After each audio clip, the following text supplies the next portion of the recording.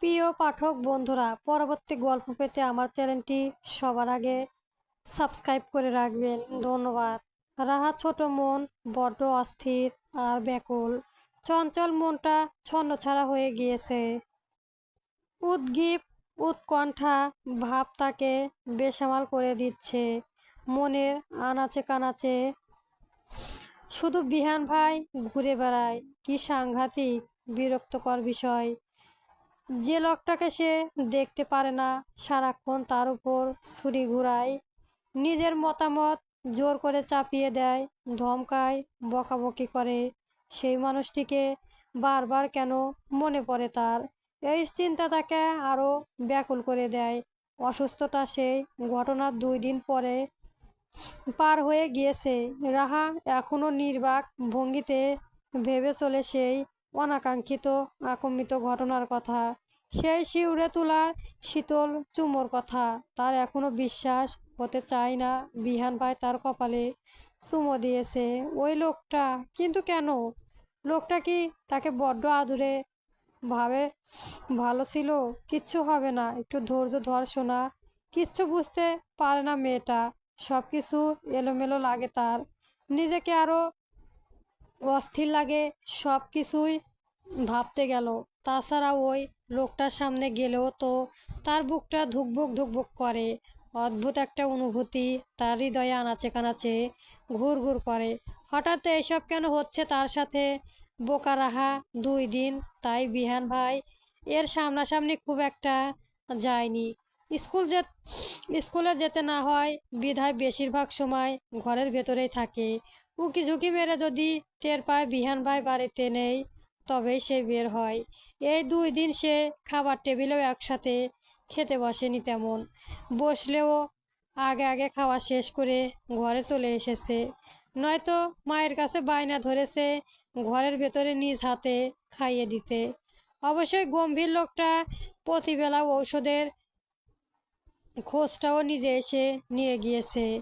এই যে সকালেও মা তার ঘর পরিষ্কার করছিল, আর সে শুয়ে শুয়ে সিরিজ দেখছিল কোনো একটা। এমন সময় কাঠফোঁটা বিহান ভাই তার সর্বদা রুক্ষ গম্ভীর মুখটা নিয়ে হাজির হয়েছে। প্রস্থ বুকটা মেলে টানাটানি হয়ে পকেটে হাত গলিয়ে দাঁড়িয়ে ঘরের ভেতরে। মেজমা সকলে ওষুধ খেয়েছে। ও গুরু গম্ভীর কণ্ঠে চমকায় রাহা, কেন রেখে সোজা হয়ে বসে আর চোখে গুরু নয়নে তাকায় বিহান ভাইয়ের দিকে। মনে মনে খুঁজতে থাকে, খাসা লোক চোখের সামনে বসে আছি, দেখতে পাচ্ছিস না? আমাকে নিয়ে প্রশ্ন আমি সামনে থাকলেও অন্যকে জিজ্ঞেস করতে হবে? দানব কোথাকার!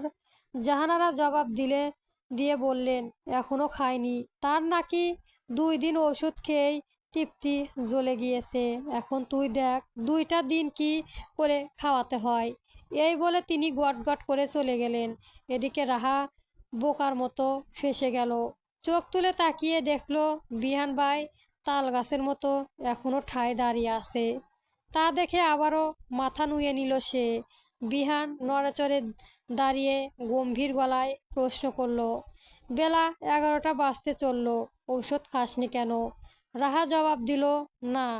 গুটিসুটি মেরে বিছানায় বসে রইল মাথা নিচু করে, বুক ফুলিয়ে পাহাড়ের মতো দাঁড়িয়ে কঠিন স্বরে এবার ধমকে উঠল বিহান, কি জিজ্ঞেস করছি আমি, স্টুপিড!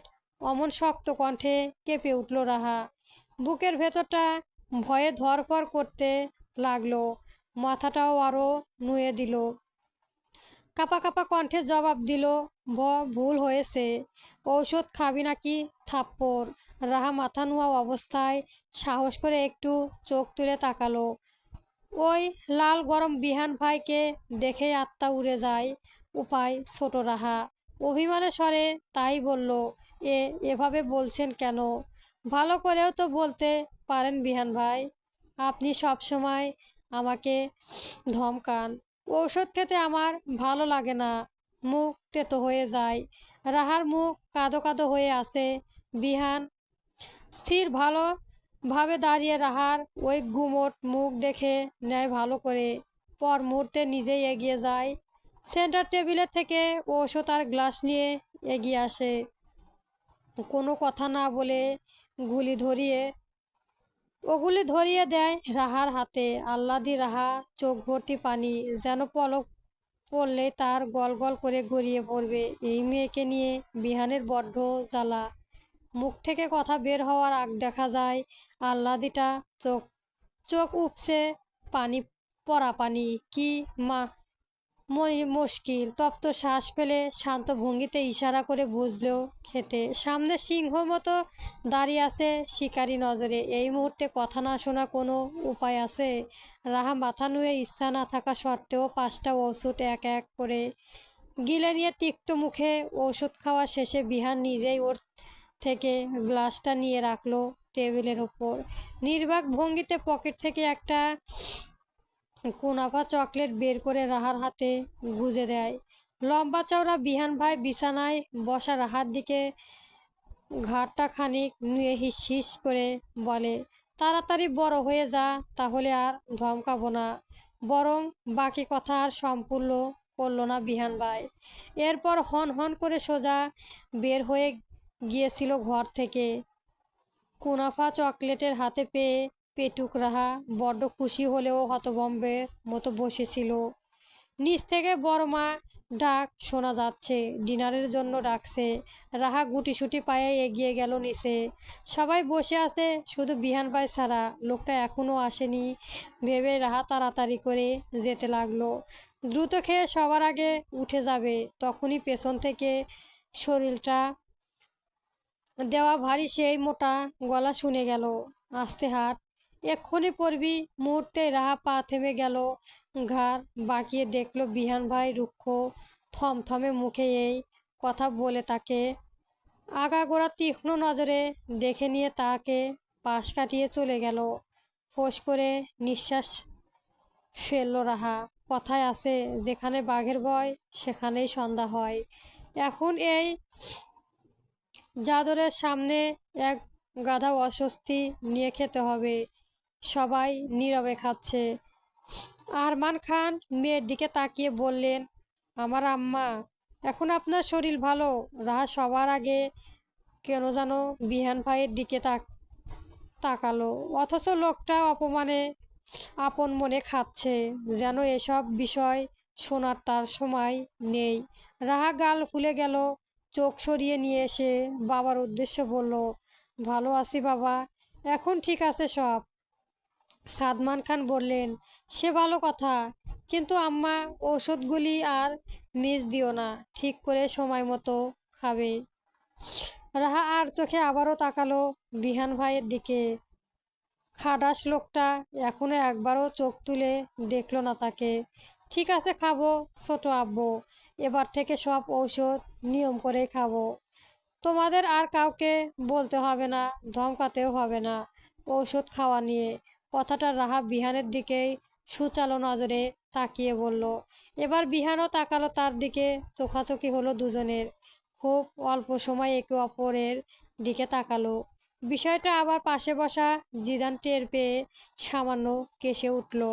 সঙ্গে সঙ্গে রাহা চোখ নামিয়ে নিল। গলা ভরে হেসে বলল, জিদান,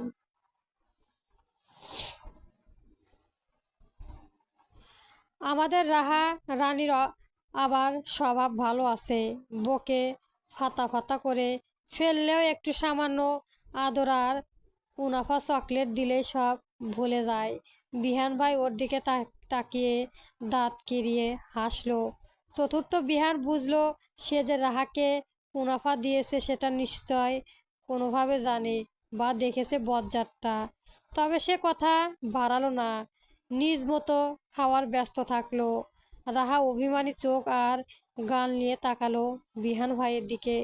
সেদিকে তাকিয়ে তারা কণ্ঠে বলল, আমি এতটাও সস্তা নয় ভাইয়া। ভাইয়া কেবল চোখ ঘুরিয়ে তাকালো ফুলে গানে বসে থাকা রাহার মুখের দিকে।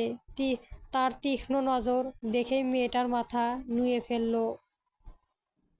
বালাই সার, আমাদের রাহারানী সস্তা হয়ে যাবে কেন? সে দামি, ভীষণ দামি আমাদের সবার কাছে।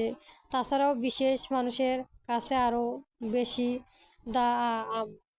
জিদানের নজর পাশে বসা ভাইয়ের লাল রাগী মুখ দিকে পড়তেই ছেলেটার কথা লেগে এলো। বাকি কথা আর শেষ করতেই পারল না চটপটে ছেলেটা। ভীতু মুখে ঢোক গিলে হাসার চেষ্টা করলো। তাকিয়ে দেখলো বাড়ির সকলে কেমন করে তাকিয়ে আছে। বিষয়টা বুঝতেই দ্রুত কথা ঘুরালো। ও আসলে আমি বলতে চাইছিলাম, রাহা ভবিষ্যৎ স্বামীটা যে কথা পড়ে আছে, কে জানে তার কাছেও তো আমাদের রাহা রানীর বিশেষ দামি, তাই না মেজো আব্বু? আমজাদ খান হাসতে হাসতে জবাব দিলেন, তা তো হবেই। দেখতে হবে না কার মেয়ে? আমার একমাত্র মেয়ে, আদরের রাজকন্যা। জিদান ভাই এর দিকে আর চোখে তাকিয়ে সে সুযোগে বলল, হ্যাঁ সেটাই। আমাদের রাহা রানীকে বিয়ে দেব দেখে শুনে, খুঁজে টুজে লাখে একটা হবে। কোনো গম্ভীর রাগী লোকটার হাতে কোনোভাবে বোনকে দেওয়া সম্ভব না। দেখা যাবে রাগের চোটে আবার বনুকে চট করে ভর্তা বানিয়ে ফেলবে। সবার হাসি শোনা গেল, শুধু বিহান রাগে টকটকে হয়ে গেল। দাঁতে দাঁত কেটে রাগী চোখ পাকিয়ে বলল, আর একটাও আজে বাজে কথা বলবে বাড়ি থেকে থেকে বের করে দেব রাস্কেল। জিদান কাঁধ ঝাঁকিয়ে সম্মতি ঝুলালো। তবে ভাইকে একটু জ্বালিয়ে মনে মনে শান্তিও পেল পাজি ছেলেটা। অপর পাশে বসা কামিনী কপাল কুঁচকে বিরক্তর সাথে বলল, সেটাই বেস্ট ডিসিশন হবে। তাহলে আমাদের কানগুলি বেঁচে যাবে বিহান ভাই। বিহান কোনো কথা বলল না। কামিনী খেয়াল করলো ওর দিকে তাকালেও না একবার। কিন্তু জিদান বলল, এবার সাতচুন্নি পেটনি কোথা, 2 দিন পর তোকে বের করে দিব। থাকবি তো গিয়ে ওই শ্বশুর বাড়ি। তবুও মুখের ফটাফট দেখো ছাগলি। কামিলি রাগ করলো, দাঁতে দাঁত চেপে ক্ষীণ স্বরে বলল, যাব না, কোথাও যাব না। এখানে এই বাড়ি থেকে তোমার মাথা খাবো চিবিয়ে চিবিয়ে। এই আইছে, আমার মাথা খুব দামি জিনিস, এটা জেনতেন লোকে দেওয়া যাবে না।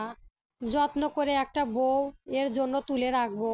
ওটা বউ এর খাবার, বউ আমার এসে তৃপ্তি নিয়ে মাথা খাবে। জিদানের কথায় রাহা খান কেসে ওঠে। তিনি বেশ ভালো করেই জানে উনার এই ছেলে একটু ফাজিল টাইপের। রসিকতা তার স্বভাব। আফসানা বেগম ওর কান ধরে বললেন, মুখে লাগাম টেনে কথা বল ফাজিল ছেলে, নয়তো বউ এসে মাথা খাওয়ার জন্য তোর এই মাথাটা না আমি না রাখি।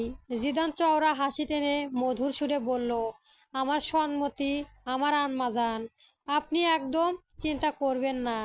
এই মাথাটা আমি আপনার জন্য যত্ন করে তুলে রাখবো। আপনারা বউ শাশুড়ি যখন ঝগড়া করবেন, এটা যত্নে তুলে ধরবো আপনাদের দুজনের মাঝে। তৃপ্তি নিয়ে বউ শাশুড়ি আমার মাথা খাবেন, কোনো সমস্যা নেই। এমনভাবে অভিনয়ের সুরে বলেছে ছেলেটা যে মজা কোনো কৌতূহল শোনাচ্ছে সকলকে। আফসানা বেগম স্বামীর দিকে তাকিয়ে বললেন, দেখেছেন আপনার অসভ্য ছেলে কি বলেছে সব? সাদমান খান বললেন, থাক না ভাবি, বাদ দাও। আর ও তো ভুল কিছু বলেনি, সত্যি তো বড় হয়েছে, বিয়ে শাদী তো দিতেই হবে। আফসানা বেগম চুপ করে গেলেন, আর চোখে তুলে তাকিয়ে দেখলেন স্বামীর গম্ভীর চিহ্নিত মুখ। আমার খাওয়া হয়ে গিয়েছে আম্মু, আর খাবো না। জাহানারা বেগম কিছু বলার আগে শক্ত কণ্ঠে গর্জে ওঠে বিহান। প্লেটে ভাত শেষ না করে যেন ওঠা না হয়। রাহা রাগ হলো, কিন্তু সেটা দম করে ক্ষীণ স্বরে বলল, আমার পেট ভরে গিয়েছে, কোনো কথা শুনতে চাইছি না, চুপচাপ খাবার শেষ কর। রাহার মেজাজ খারাপ হলো। এই লোক সবসময় সব কিছুতেই তাকে জোর করে, কি আশ্চর্য। বাড়ি কেউ কিছু বললেও না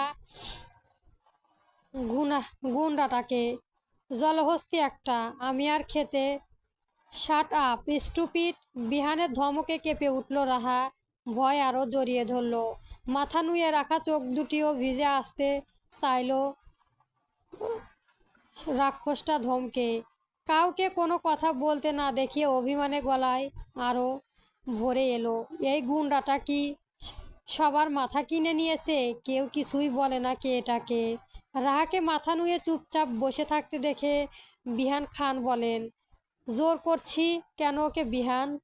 খেতে না চাইলে না খাক, ওর পেট নিশ্চয় ভরে গিয়েছে। বিহানের গলা একটুও নরম হলো না, নিজের গম্ভীর ঠাস বজায় রেখে জবাব দিল, ওর কোনো পাখি বাচ্চা নয় বাবা। যে খাবারের 2টা ঠোকর দিলে আর অমনি ওর খাওয়া শেষ হয়ে গেল। জাহানারা বেগম বললেন, ভাইজান, ডাক্তার বলেছেন ওর শরীর অনেক দুর্বল আর ঠিক করে খাওয়া দাওয়াও করতে চায় না। দেখেছেন শরীরের অবস্থা? মাথা নুয়ে চুপ করে থাকা রাহার দিকে তাকিয়ে বললেন রায়হান খান, ঠিক করে খাওয়া দাওয়া করতে হবে তো আম্মা। তোমার যেটা ভালো লাগে ওটা নাও রাহা। এগুলি খেতে মন না চাইলে যা খেতে মন চায় মা চাচিকে বলো, বানিয়ে দেবে। রাহা গলা দিয়ে আওয়াজ আসে না, চোখও তোলে না উপরে, সেভাবেই বলে, খাচ্ছি বড় বাবা। আরমান খান পাশে বসা মেয়ের মাথায় হাত বুলিয়ে দিয়ে বললেন, খেয়ে নে মা, না খেলে শরীরটা আরো দুর্বল হয়ে যাবে। অভিমানী রাহা আর মুখে তুলে তাকালো না, না কারোর দিকে। খেতে খেতে খেতে বিহান গাঢ় নয়নে সেই সবই দেখলো। খাবার ফাঁকে রায়হান খান চোখ তুলে তাকালো আরমান খানের দিকে। ভাইয়ের ইশারায় বুঝে তিনি গলা খেকারি দিয়ে বললেন, তা বিহান বাপ আমার, বাড়িতে তো এবার বেশ কিছুদিন থাকবি হয়তো। তা বাড়িতে যখন আসছিস একটু ব্যবসার দিকে কিছুদিন নজর দে, আমাদেরও তো একটু সাহায্য হয়। খেতে খেতে জবাব দিল বিহান, দেখি তোর কাল একবার আড়ালে অফিসটা একটু ঘুরে আয় না, কাল একটা কাজ আছে, আমার ফ্রেন্ড শারহানের সাথে এক জায়গায় যেতে হবে। ঠিক আছে বাবা, তাহলে পরশুদিন আমাদের একটু সময় দিস। এ পর্যায়ে বিহান আর কথা বলল না। এসব ব্যবসা ট্যাবসা তার পছন্দ নয়, বাপ চাচা ভালো করেই জানে। আর এটাও জানে তার বাপই যে চাচাকে দিয়ে এইসব বলিয়েছেন। এবার আস্তে ধীরে রায়হান খান বলেন, আমি একটা বিষয় জানতে চাইছি সকলকে। বিষয়টা রশ্মিকে নিয়ে। রশ্মির আত্মা কেঁপে উঠল, আতঙ্কের চাহনিতে তাকিয়ে রইল বাবার দিকে। সবাইকে নিজের দিকে এমনভাবে তাকাতে দেখে বলল রায়হান খান, চিন্তার কিছু নেই, বিষয়টা রশ্মির বিয়ে। আমার পরিচিত এক বন্ধুর ছেলের জন্য আমার কাছে একটা মেয়ে চাইছে, খুব করে অনুনয় করেছে যে একটা মেয়েই দেয়। বিহানও তো যেহেতু বাড়ি আছে, তাই আমি মনে করি একবার ওদের বাড়িতে দাওয়াত করা দরকার। তুই কি বলছিস বিহান? এই কথা শুনে রশ্মির মুখটা ফ্যাকাশে হয়ে গেল। আনমনে যে সে চিন্তায় ডুবে গেল, আর কোনো কথাই তার কানে পৌঁছলো না। বিহান সবার আগে তাকিয়ে দেখল রাহাকে। মেয়েটা এখনো মাথা নুয়ে বসে আছে, কোনো দিকে তাকাচ্ছে না, খাবারও বোধ হয় আর একটাও মুখে তুলেনি, শুধু হাত দিয়ে নাড়াচাড়া করছে। কেবল তার ভাইয়ের যে এখনো উঠতে পারছে না সেটা বিহান বেশ জানে। তাই নিজেই খাবার ছেড়ে উঠে গেল, বাবার দিকে তাকিয়ে স্বাভাবিক গলায় বলল, আসুক আগে দেখি, ভেবে পরে জানাবো। খাবার টেবিলের প্রায় নীরবতা কেটে গেল। রশ্মিও কাছে তাই লাগছে, কারণ পাশে বসা বাপ চাচা আর কোনো কথাই তার কানে এলো না। রাহার মনটাও ভীষণ খারাপ, বারবার কান্না আসছে তার, নাক টেনে যাচ্ছে অনবরত। এই বাড়ির কেউ তাকে ভালোবাসে না। ওই খটাস জাদরেরটা সবসময় তাকে ধমকায়, কথা শোনায়, অথচ কেউ টু শব্দও করে না। তার বাবা মাও কিছু বলে না। বড্ড অভিমানী হয়েছে তার উপরে। বিছানায় বসে নাক মুছতে লাগলো টিস্যু দিয়ে। কান্না আটকাতে গেল, তার নাক দিয়ে পানি পড়ে, যেন চোখে পানি আটকাতে গিয়ে নাকে পানি ছেড়ে দেয়, যেন ভেতর থেকে নোনা পানি বের হবেই হবে। সেটা চোখ দিয়ে না হলেও নাক দিয়ে বের হয়ে ছাড়বে। চোখের পানি কষ্ট করে আটকে রাখলেও নাকের পানি বাধা মানছে না তার। 2টা টিস্যু ভিজে গিয়েছে, অথচ কমার নামই নেই। আশ্চর্য, কাচ্ছে তো আর না, তবে এত পানি বের হচ্ছে কেন, কোথা থেকে? তখনই পর্দা গলিয়ে মাথা উকি ঝুঁকি দিল রাফি। বোকার মতো গলা বাড়িয়ে দিয়ে ডাকলো, আপু বলো।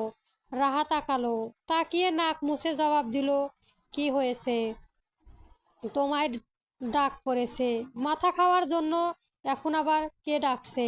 বিহান ভাই, বলে রাফি 30 30 দাঁত খেতে হেসে উঠল।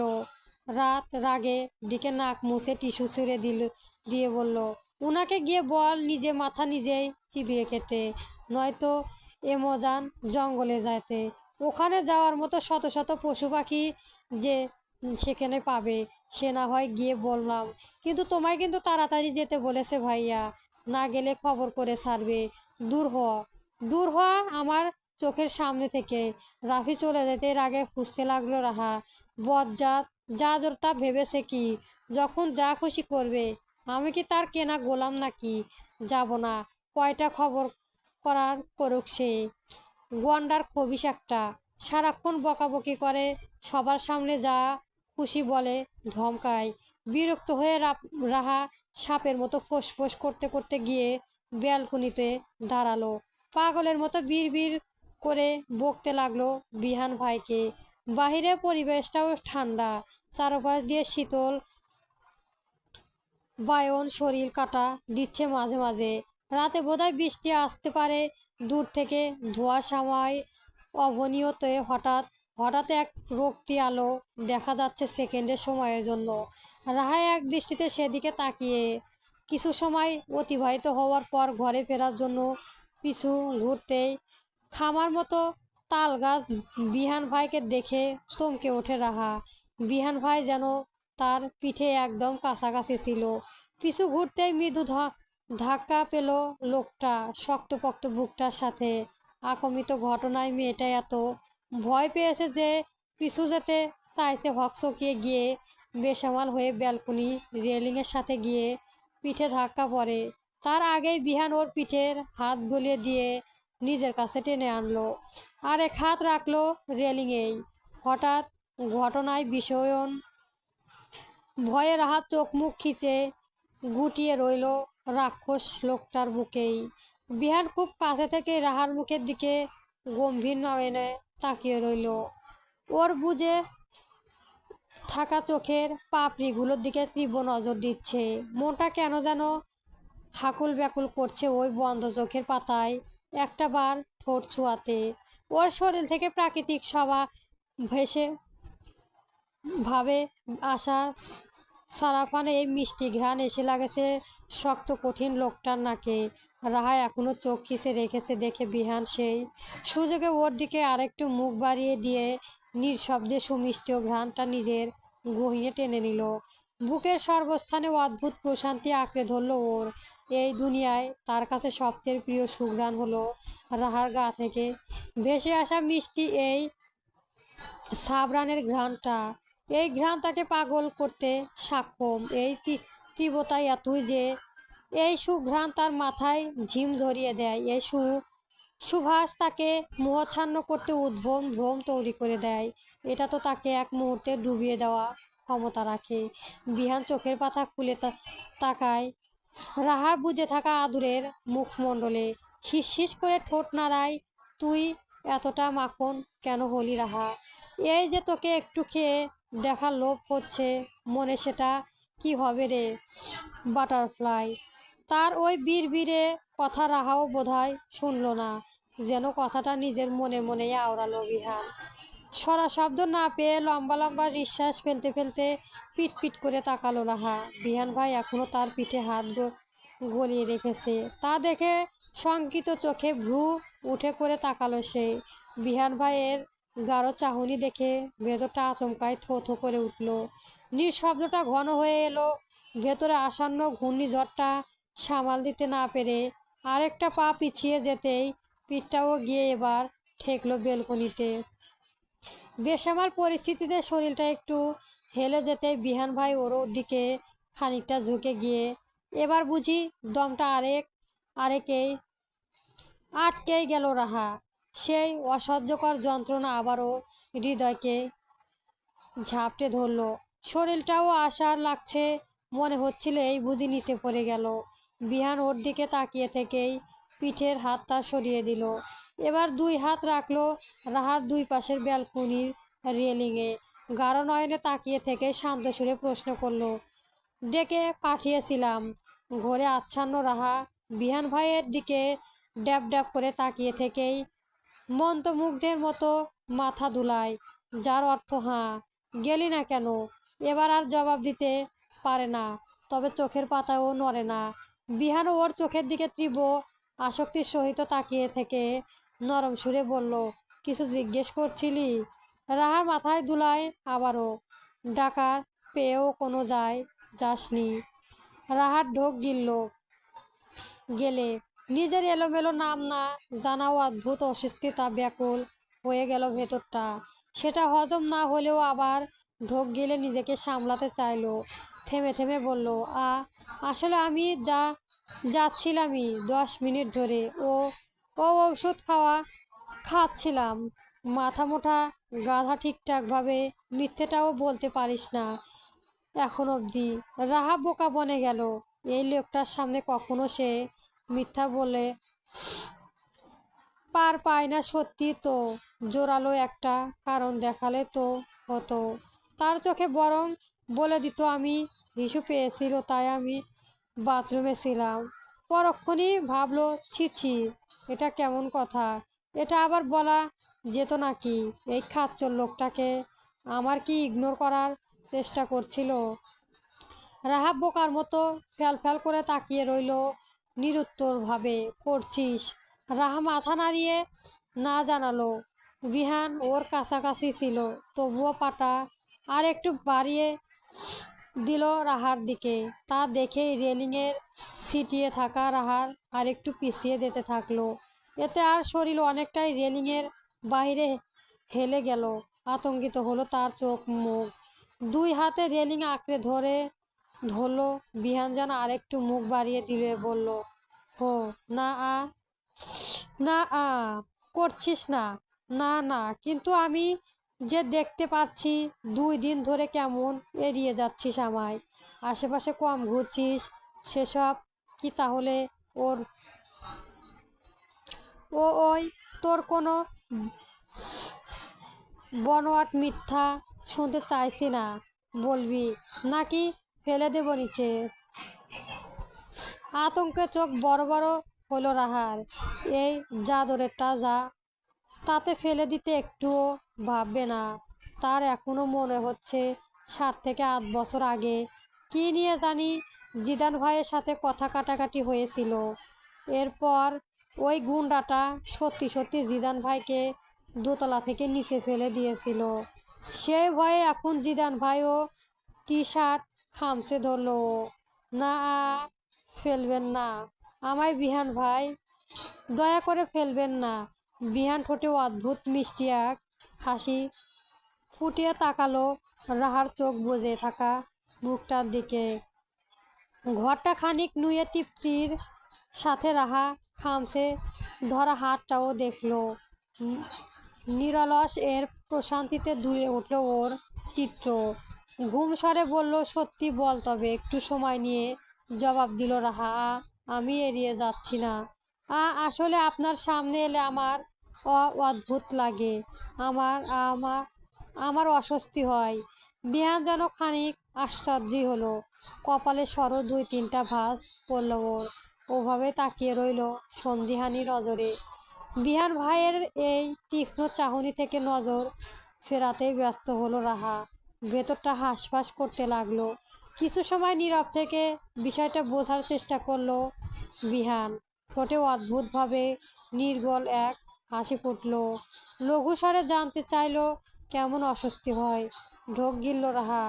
রেলিংয়ের দুই পাশে বিহান ভাইয়ের রাখা হাত মাঝে অদ্ভুত হয়ে থাকা গুটিয়ে রইল। একদলা ব্যাকুলতা নিয়েই বলল, যা যা জানি না। বিহান খেয়াল করলো রাহার নিঃশ্বাসের ঘনত্ব বেড়ে গেল। একের পর এক শ্বাস টানতে লাগলো মেয়েটা। এই মুহূর্তে বিহানের ভেতর ঠিক কি উথলিত হচ্ছে সে বুঝতে অক্ষম। নিজের সংযতকে দৃঢ় করে চোখ বুজে নিল। খানিক বাদে রাহার দিকে ঝুঁকে থেকে ধীরে লয়ে বলল, তাহলে কি আমি ধরে নেব তুই বড় হচ্ছিস রাহা? রাহা ভেলার মতো তাকিয়ে রইল, যত্নর মতো বলল, মা মানে মানে তুই দ্রুত বড় হয়ে যা, নিজে নিজেই বসতে শেখ, সব সব কারণ খুঁজে বের কর। কি কারণ বিহান ভাই? ওই যে বললাম বড় হ, নিজে নিজে বুঝে নে। একজন তো বড় হওয়ার অপেক্ষায়। আশ্চর্যিত কণ্ঠে শোনায় রাহা, কে? বড় হলে নিজেই বুঝতে পারবি, এই কারণে দ্রুত বড় হ লিটন গার্ল। নিজেরটা নিজেই বুঝে নে, সময় হলে আমারটাও আমি আদায় করে নিতে পারবো। বিহান ভাইয়ের এলোমেলো খাপছাড়া কথা কোনো মানে খুঁজে পায় না রাহা। লোকটা কি হঠাৎ পাগল হলো নাকি? আর কখনো আমায় এড়িয়ে চলার চেষ্টা করবি না, নয়তো তুলে আছাড় মেরে পঙ্গু বানিয়ে রাখবো। রাহা ড্যাব ড্যাব করে চেয়ে রইল। কি সাংঘাতিক কথা শুনেছিস? হ্যাঁ বুঝেছি, হুঁ। এবার মনে রাখিস শুধু। আশ্চর্য, লোকটা কি আবল তাবল বলছে, কিছুই মাথায় ঢুকছে না তার, শুধু ভয়ে সম্মতি দিয়ে যাচ্ছে কেবল।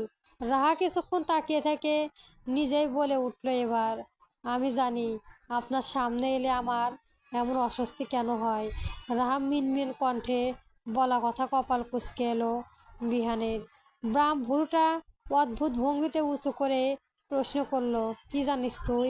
রাহা মাথা নিচু করে রয়ে শয়ে জবাব দিল, আপনি আমায় কালো জাদু করেছেন। তাই না বিহান ভাই? রাহা এহেন কথায় তরজা খেয়ে গেল বিহান, মুখের কথা হারিয়ে ফেলল একদম। কি জবাব দিবে কিছুই বুঝতে পারল না। এই বলদ মাথা মোটাটা কি বলেছে এসব? একটা মানুষ ঠিক কতটা গাধা হলে এই ধরনের কথা বলে?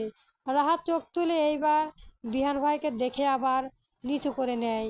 আমি জানি কেউ কাউকে কালো জাদু করলে এমন অস্বস্তি হয়, সারাক্ষণ অস্বস্তি অস্বস্তি করে, শরীর খারাপ হয়। আপনিও আমায় কালো জাদু করেছেন, তাই তো? বিহারের ইচ্ছে হলো নিজের চুল নিজেই টেনে ছিঁড়ে ফেলতে। একবার মন চাইলো এটাকেই মাথায় তুলে একটা আছাড় দিয়ে এখান থেকে ফেলে দিতে। দাঁতে দাঁত কটমট করতে সোজা হয়ে দাঁড়ালো। সেই সুযোগে রাহাও একটু এবার ঠিক হয়ে দাঁড়ালো। রাহার এমন ছাগলামির কথায় মেজাজ চটে গেল।